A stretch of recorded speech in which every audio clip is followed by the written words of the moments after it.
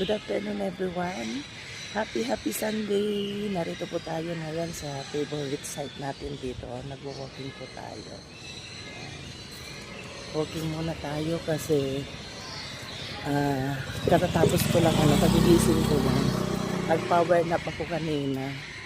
Galing po kasi ako sa work dahil meron po kami special duty kanina. So eto, naglakad-lakad po tayo. Dahil kapag umaga wala po tayong panahon, this time nagkaroon na naman tayo ng pagkakataon. O, diba? Sabi ko sa isang linggo at least thrice a week tayong mag-walking.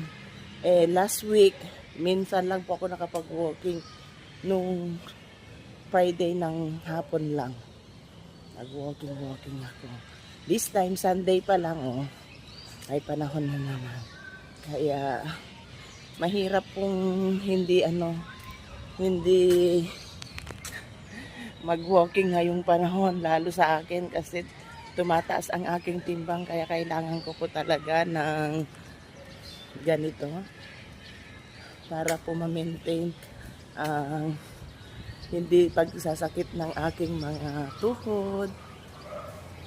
Alam mo naman, kapag umeedad na po tayo, kailangan tulungan po natin ang ating sarili, mga kakabsat. So, yun lang, share ko lang. Bye, God bless.